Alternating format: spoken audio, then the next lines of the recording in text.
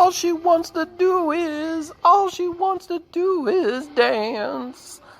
Hey, hey, hey, everybody, it's Grouchy Surge, the fat man in Vegas. And all she wants to do is dance.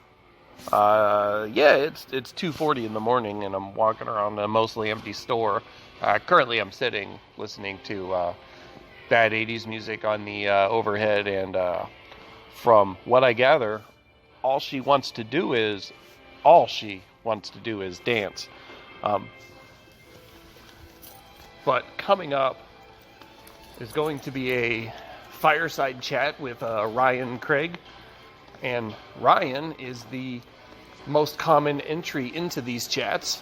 He is, the guy that brings the most normalcy to my mental well-being, and once the pandemic is gone, our fireside chats are going to continue. I've already talked it over with him. Maybe we're only going to do it once every 2 weeks or something. Maybe it's going to be once a week. I don't know. I don't have an answer, but Ryan and I are going to continue these chats, and maybe our conversations will have less pandemic and more video games, or more dog walking, or more exercise and healthy eating tips. I don't know. I just know that talking to him puts me in a more peaceful and mindful place. So that is something to look forward to. Other things to look forward to in the upcoming weeks. Well, actually, I put a poll out on Twitter, and the backloggers spoke. The pandemicers spoke. I don't know what to call y'all, whoever's listening to this, but it appears as though Tuesday will be the release date. So, today is Tuesday. This will be released on a Tuesday and put out there. So by the time most of you wake up, you should be able to listen to this. And I've got some other chats coming up that it's really cool. I've got a couple in the bank already. I have Hungry Pup, who is a listener of the show, who is playing Backlog Bingo, who reached out and contacted me through email because he was listening to the podcast, and I enjoy having him around, and I had him on. I also have Brendan Myers, who was on We the Gamercast recently. Fellow person who lives out there in Pennsylvania like I used to. And, him and I had a really good chat as well, so I can't wait to get that in your ear holes. But right now, coming up, the yin to my yang, the wing to my wang, the sting to my stang. I don't know. Anyway, it's please listen to this awesome episode with, this great chat with Ryan. Also, if anybody wants to, reach out, talk to me, be like, hey, yo, I'd like to have a chat. That would be cool. We can get it scheduled, we can get it done, and, we can get you out on one of these. I will be reaching out to a bunch of the people in the community to see if anybody else is willing to do one, if anybody else has time to do one. But, if you do listen to this and you want to be a part of it, if you want to have a conversation, it doesn't have to be about the pandemic. It doesn't have to be about video games. You could just be like, man, I really want to talk to you about, grilling burgers on a hot summer day and having a couple of brews, and we will have that chat. You want to talk about macaroni? We will have that chat. You want to talk about what happened to Spick and Span? When I was growing up, there were Spick and Span commercials everywhere. It was a big thing. It was a big deal. And now it's like, I think I saw something with the Spick and Span logo on it, but, when was the last time there was a Spick and Span commercial? I don't know. Maybe that's something y'all want to discuss with me. I will make it happen. Anyway, this is Grouchy Surge. This is the Fat Man in Vegas, and this is a chat with Ryan Craig. Thank you. I don't understand that, but whatever. How is life? All your streets have been opened up. Yeah, that's been interesting. It's only been 2 days, and it seems like everybody has come out of the woodworks to do whatever. I don't know. Drove by the mall yesterday because I had to mail a package for my wife, so I had to run into a postal place real quick. and drove by the mall. I was like, oh, that's right, they've opened, and there were quite a few cars there. And then today, had to pick up some groceries from the curbside pickup service they have at the grocery store. And usually, I'm almost having to wait in a line to get into a slot to pick up the groceries, but there were like 3 or 4 empty slots. But the parking lot was, filled with more people. Half the people, let's say probably more than half the people weren't wearing masks. And I think they're trying to go back to life as usual as it was before spring break. So it'll be interesting to see how long this lasts. I don't want to be a downer about all of it, but I'm not going to be taking my chances. So when you say they opened it back up, is like all the businesses open, or is it a slow rollout, or what I are think they what doing? I think what they've said is that if you have a restaurant, you can start doing dine-in, but there are certain restrictions about that. So they're maxing the capacity to be 25%. Okay. I think they are limiting the number of people that can go into stores. I'm not sure what kind of limitations they've had on grocery stores, because even during the pandemic, they've still had people go in, and I know there have been pictures in my state of people like waiting in line to get into this one particular chain of grocery store, and I never saw that at my own. I don't know if it was just a different time that I was going, or maybe that I Right. was always doing the curbside pickup, so I never experienced that. But um, Yeah. yeah, I, I I don't know. You drive by Walmart and over half the parking lot is filled with cars, and I don't Well, know. that's what I'm used to now. Is everybody out? But I think they pushed us back for another 2 weeks or another month here in Vegas, and then the So casinos I'm are assuming still that the casinos are. Oh, I'm sorry. What were you saying about the casinos? I was just about to ask. the casinos are still a few months out. They said, Okay. from what I understand, when they open stuff back up, it's going to be like small businesses, restaurants, but I don't believe casinos are on that list for a few months. They'll be like the last thing, just because of the sheer number of people who go in and out of them, I guess. Oh yeah. Man. Yeah. I don't know. Like I I said, like around here keep around going. here they're supposed to be, I think for some of those small businesses, really restricting the, like I said, you can only have 25% capacity for the restaurants, but I'm not gonna see if they're holding up to that. I've got a friend who is a manager at a sushi restaurant. And so I was chatting with him on Skype earlier this week, and he's talking about how, okay, now we've got paper menus, and I've got to make sure that my staff is trained and we know how we're going to disinfect everything, how we're going to, interact with our customers, how to maintain those safe distances, and if somebody comes in and they are exhibiting any kind of symptoms, we're going to have to ask them to leave because you're trying not to make it any worse. Right. But It's interesting yeah. that some states are opening up and other states are staying locked down longer, and it's like disorganized chaos. Well, yeah, I mean, you have the United States that are not united at all, and everybody Yeah. does their own thing. And I understand that certain states, um, I'm just going to, pick, say, North Dakota or Wyoming. You know, Wyoming has a population that is, I don't know, 8% maybe of what the greater metro area is where I live, and that's for the whole Yeah. state. And so if they open up parts of their state, I don't think that's going to be it's not going to be as crazy as opening up everything in my city, which is an international city. It's got, major ports to the Gulf and very international people from all over the world coming in and out. Um, Yeah. that that makes me kind of nervous. It's just like talking about Disney World. Every summer my wife goes with a couple of girlfriends to Disney and Universal, and it's still a few months out. I'm going, even if they do open, I don't want you going there because so many I people from all over the world congregate in that place. I don't care what kind of social distancing stuff they're going to try to do, what kind of limits they're going to do. It just makes me nervous. If a place is too crowded, it's impossible to have any precautions. Yeah. Yeah, but I feel like I either read somewhere or saw somewhere that Disney wasn't opening up until next year. But that could have been someone that was speculating, but I swear that's what I saw, is that they were just staying closed for the year. But like you said, that's just a place where too many people congregate, like all the time. I've never been to Disney where it wasn't wall-to-wall people and you're always up against someone. Right.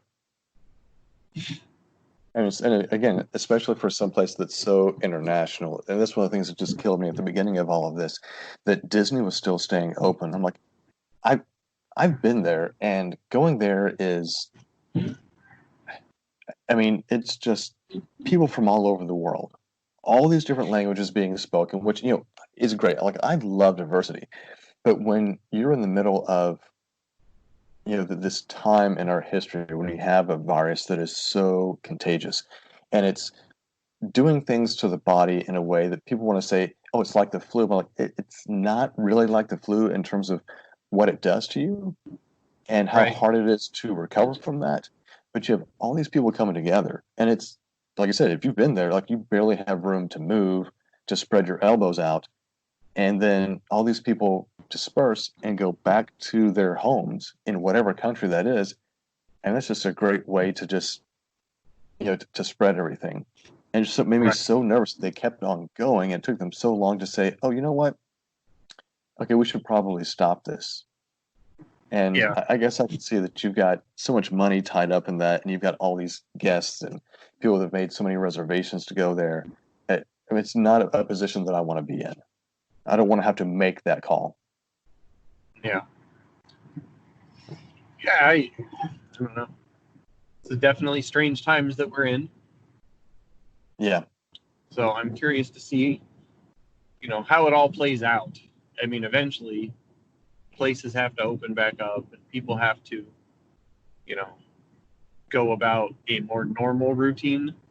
Oh, yeah. But like you said, the fact that they said, okay, things are open up now, and like by the looks of it, like half the people are just trying to pretend like normalcy is back. That's where the problem comes in. Yeah. I mean, I've been trying to take walks here lately, more than just taking my dog for a walk so that she can, poop, not in my backyard. Um, but I've noticed that more and more people have been coming out, and especially since yesterday, like there's so many more cars on the road, and I was just like, wow, I've, I never really felt like there were fewer cars once I started taking some of my walks. But after this morning, I was like, oh no, there's definitely a change. There had been fewer cars on the road, and now it's. I think people are trying to say it's business as usual, and that it's kind of scary. I'm hoping that there's not this relapse, but I'm going to be like I posted earlier today. I'm going to pretend that we are still in a quarantine lockdown situation. I'm still going to be doing my groceries from the curbside pickup, so I don't have to interact with people and I don't have to go into the store. If people need to go to the store, that's great. I wish I could because I want to pick up my own produce. I want to be the Yeah. one who's shopping. I want to be the one who's paying attention to how much everything costs because that's what I do. I'm the shopper for our family. Right. But I'm not going to risk that. I want to make sure that I can do the best for my family and even my in-laws because just last week and even today we've actually gotten together with my in-laws because they've had the same contact that we've had, which is people are putting groceries in your car, and that's all they were doing in terms of going out. And we had said initially last week, we'll just spread out blankets in the backyard and stay away from you guys, just maintain the 6 feet distance. But after talking about it, we just realized nobody goes anywhere between the two of us.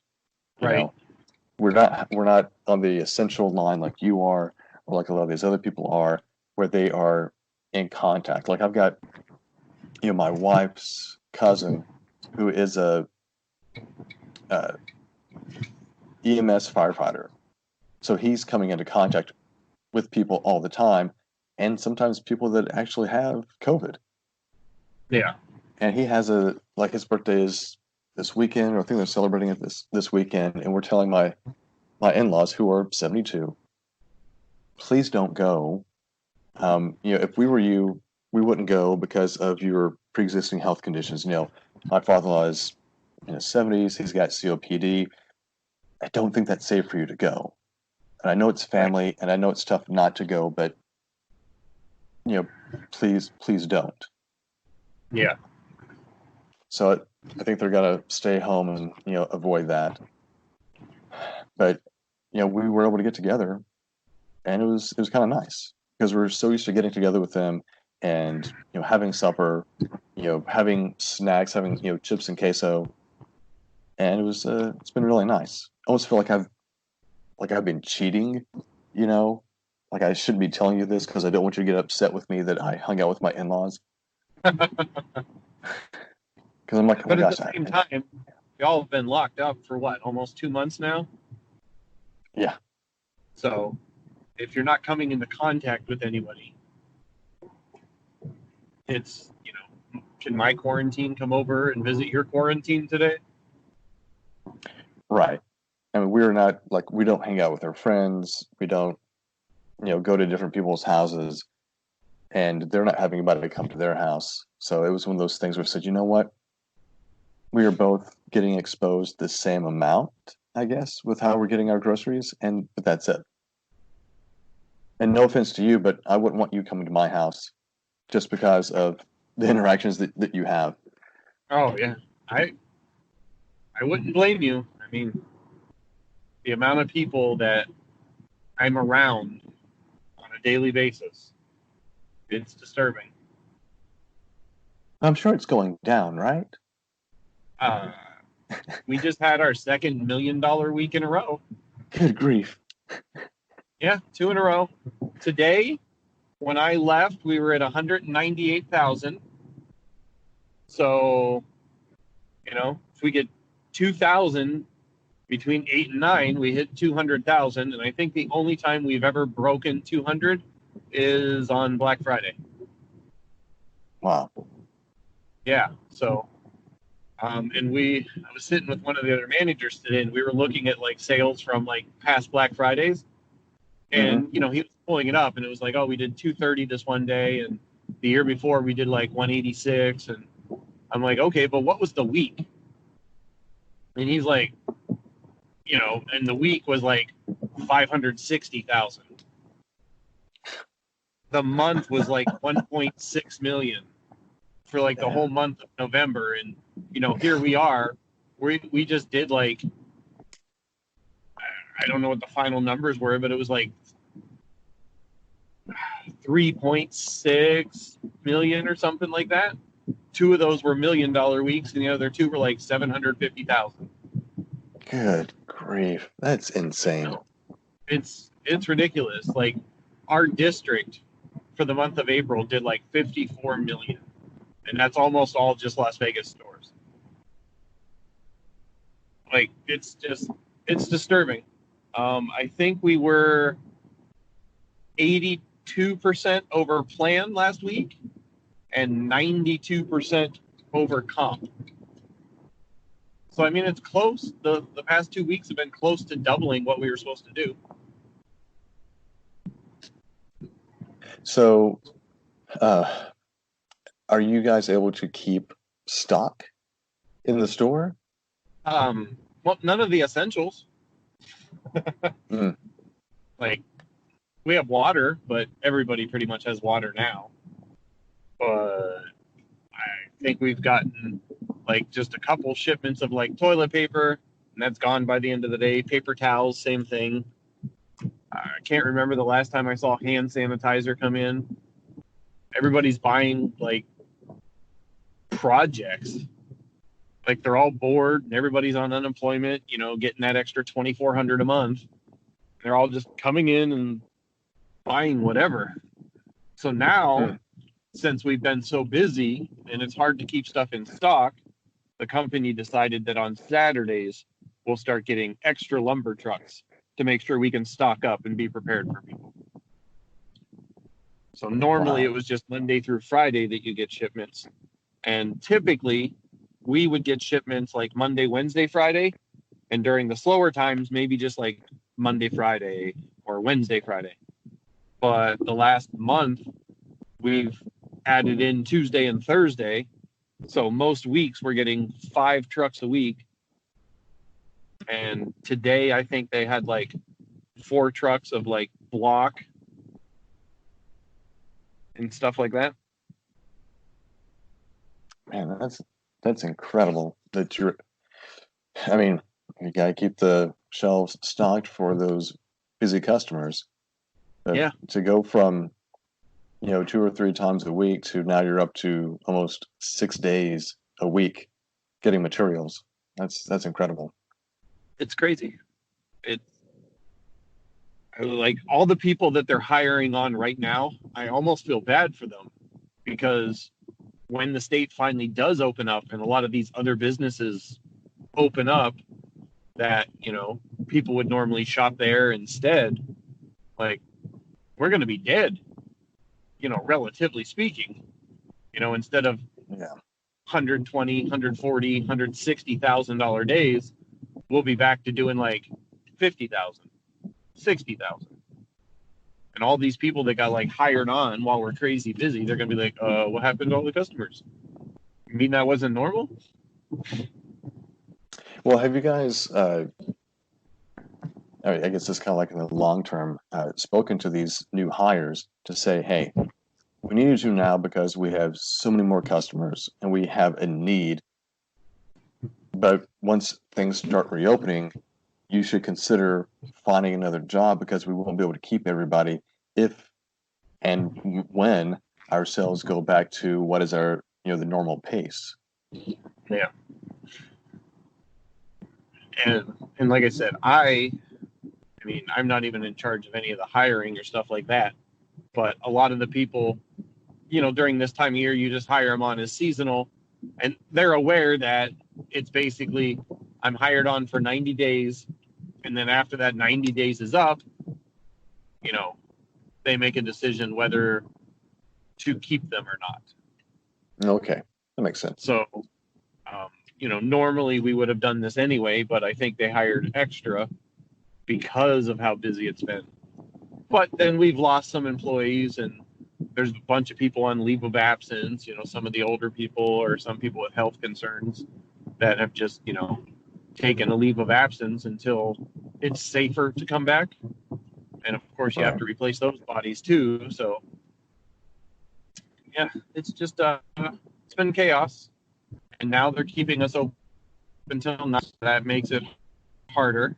So starting this week, we're, technically starting yesterday, but now we're open till 9 instead of 7. So that's 2 more hours where customers can come in.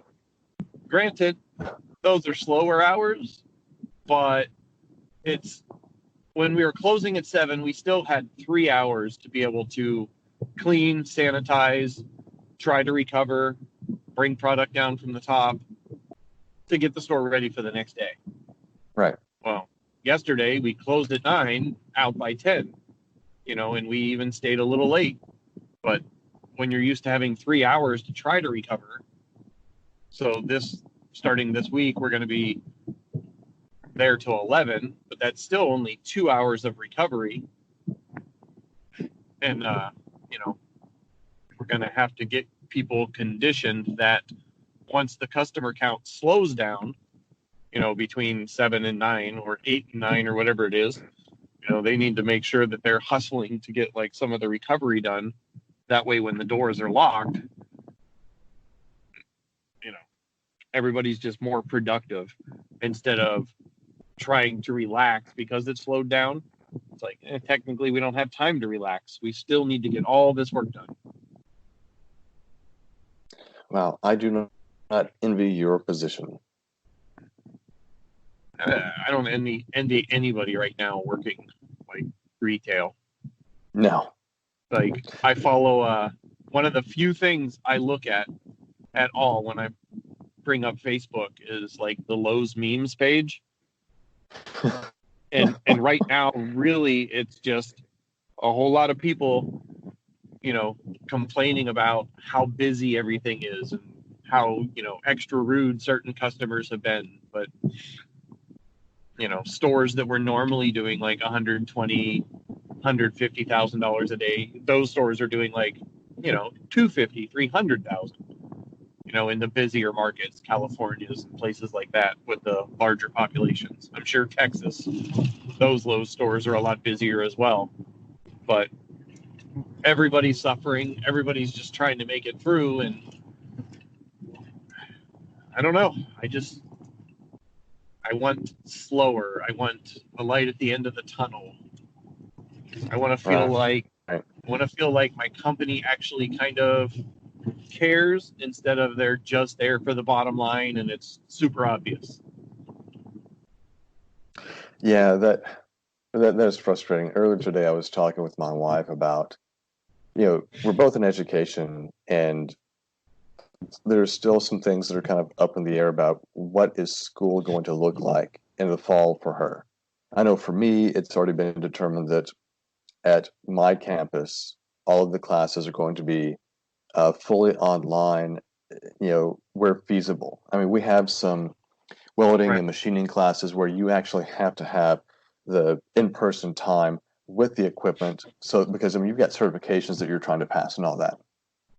And for my work, there was the talk of, oh, we're going to be able to come back to campus on May 4th. Well, that's been pushed back to June 1st. And I'm still waiting for that to get pushed back even further. I'm very glad that I have a job that allows me to work from home. I'm glad that I still have a job. The uncertainty of what is my job going to look like going forward is kind of scary at times. And my job has changed so much since I started. Well, I was hired full time about 15 years ago, and it was to teach, transitional math classes. They used to call them developmental math, stuff that you would take before college algebra for those students who maybe have been out of math for a while and needed a refresher. Well, because of the great state that I live in, they aren't really funding those classes anymore, so they have started to eliminate those. So the job that I was hired to do, I can't even do that because the classes aren't being offered. And now, what I feel like I'm good at, which is the face-to-face interactions with my students, that's gone. So now I'm just doing online. So that's the transition for me. But through it all, I know that my company, is giving us the resources. They're saying, here are things that you can do. Here are certification classes for teaching online. Eventually, they're going to be rolling out equipment that you can check out so that you can more easily work from home if you didn't have a laptop or if you needed other equipment to take care of things at home. And unfortunately, that doesn't apply to me because I ended up purchasing my own document camera so I can make videos. But there's an email that came out about, figuring out what the new normal is going to look like in fall of 2021. I was like, whoa, 2021. So, I mean, I know that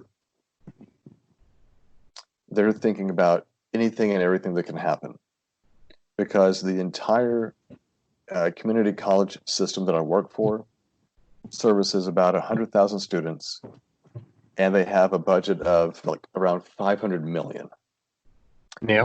So they have a lot of responsibilities, and it really sounds like they're trying to do right by not only their students, but the community and the faculty, making sure that people still get paid, even those people that are working part-time who can't really do their job. They came up with a formula for making sure that, here's how much you're going to get paid since you can't actually come in to work. And I really appreciate that. And it's frustrating when you see other businesses that don't really cares so much about their employees. Yeah, I know. Like we have we have a blind vendor, as in blinds for your house and not can't see. Well, Oh, okay. we have this vendor, and our rep, sends us an email every couple of weeks stating that during this pandemic, her company has decided that, like, we have one rep in Vegas, and then there's like a California rep for whatever district or area. But during this pandemic, the vendor is furloughing the reps every other week. So my rep works one week and then is furloughed the next week. And then that's when if we have issues, we have to contact the California rep. Okay. So they rotate. But it's like even that, it's like, okay, it's nice to have a job, but your pay just got cut in half because now you're only every other week. Yeah. Ugh. And I mean, I'm grateful to have a job. Retail has taken care of me. And as I approach my house right now, I was thinking that it's going to be really weird because in like 5 years, when you talk about stuff, you're really going to be talking like pre-pandemic and post-pandemic. Like this Right. is what it was like before COVID. I remember when we used to do this and when this used to happen. And now it's like, because like you said, your company's trying to figure out what it's going to look like, next year and beyond, and how things are going to change and how they're going to adapt to all of that. And I'm sure that's what all companies are going through. And it's crazy to think about the fact that we're living in a time where something so life altering is happening to the entire world, and not just like a country or a segment of a country. Like this is really like Right. life altering for everybody. And other than a world war or, something crazy like that, I can't think of another time where something has happened like that. I think the only thing that I can think of since we've been alive that has had any kind of like real change on the way daily life is conducted would be the attacks on September 11th. Because before that, you go to the airport and you would, you'd wait there with your loved one until they got on the plane. It's like, all right, see you later. Or you were right there when they got off the plane and you'd walk with them to baggage claim, and that's just how it was. And, that changed. Or when you go to, a theme park or whatever, you just go in. Yeah. But I mean, a lot of things have, changed in terms of safety and security. And I guess on one hand, I'm kind of grateful about that, even though it is an inconvenience and it takes longer to get to the airport. But you think back to,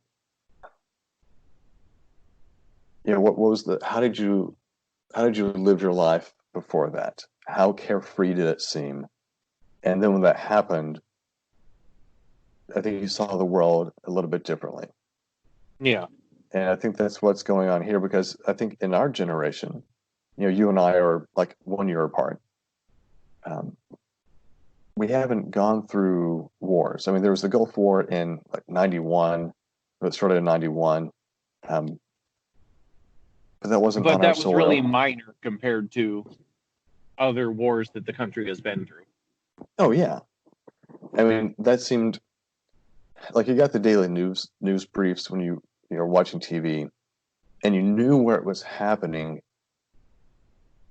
But I don't think, at least for me, I don't think I ever had a sense of this is going to come to the home front. Yeah. And so nothing ever really changed about that. What may have changed was your outlook on war and the U.S.'s involvement in foreign conflicts, which, of course, has been an issue for many decades. But we didn't really change the way that we did things around here. But yeah, I think that's, you're right. There's going to be, how did you live life before the pandemic? and now since, because like even right now, we don't know how long lasting this is going to be. Is it going to be something like swine flu, where it affected a lot of people, but the recovery rate was much higher, and the people that died from it was much lower than what we have right now. And it seemed to kind of, at least from my recollection, it seemed to wrap up rather quickly. But what if Right. this one doesn't? What if a year from now we're still talking about staying at home, having these businesses limiting their interactions with customers? And that could be very significant. I can't remember when my wife was. I think she was saying something from the CDC about their recommendation for the new school year is to have all of the desks be 6 feet apart from each other in the classroom, and to not eat in the cafeteria but eat in the classroom, and this and that, and all kinds of things. And when she was saying that, I went, 6 feet apart. That, like, there's hardly any room in those classrooms right now to maneuver between the desks. And now you want to make them 6 feet apart. How are you going to do that for the schools that have, which would be almost every school, that have a limited, area to work with, limited staff? What's going to be the solution there? Do you have kids only going to school for, half a day, or half the population going in the first half, the other half of the students going in the second half? I don't know. Yeah, that's the thing. Are you going to have to like try to hire on a whole bunch of other teachers and have like evening classes, or have kids that go Monday, Wednesday, Friday, and kids that go Tuesday, Thursday, Saturday or something? Yeah, and at least for us in our area, and I'm going to say this is for everybody in our area, because my wife's school is a Title I school. So, they have several kids that are on free and reduced lunches because they're I can't remember what the right word is, almost like an open enrollment school. So you don't have to Right. live within a certain area to go because it's a charter school. So they service a wide range of students from all over the area. And although we live in a fairly significant metropolitan area, not everybody has easy access to internet. Most people do, and almost everybody has a cell phone. And right now you have these cell phone companies and the internet service providers that are not putting caps on the data. But if that goes away, that's going to be detrimental to a lot of people who rely on that. Right. And like, we can do that here, but in more rural areas, they don't have that. I was talking with my sister last week, and I'm from Tennessee, very small town of about 4,000 people. And I was asking her, I was like, "Oh, how are your daughters doing with, the online schooling?" And she said, "Oh, they're done for the year." So they basically went on spring break and to the quarantine stuff. And I think the entire state, at least that's what she said, but I know at least for the public school system they're in, they called it for the school year. Well, the school that my teenager goes to, that's pretty much what they decided. They just decided that whatever the third quarter grade was, they were duplicating that, and that's your fourth quarter grade as well. So he doesn't have any online assignments? No, some teachers have sent some little reading assignments, and then they designated like a certain teacher to check in with certain students for like a Yeah. weekly check-in. Right. But that's it. This school hasn't had graded assignments or anything like that. Whereas some of my friends have literally had like teaching class to their kids every single day with assignments, with tests, all had to be turned in by the end of the week. So, but no, not his. Some teachers gave options for extra credit and retaking tests or assignments that they didn't do that well on to bring their grade up, since third quarter was going to be weighed so heavily. But that's what they ended up coming up with for this school. And well, either way, I need to head inside. So thanks for the chat. Oh, sure. Anytime. It's always good to to catch up with you, and hope that you're staying safe out there and that you have found a nice, breathable face mask that does not cause problems. I am still working on it, but I will find something that I can work that works reasonably well. And I will talk to you soon. Later. All right, sounds good. Have a good night.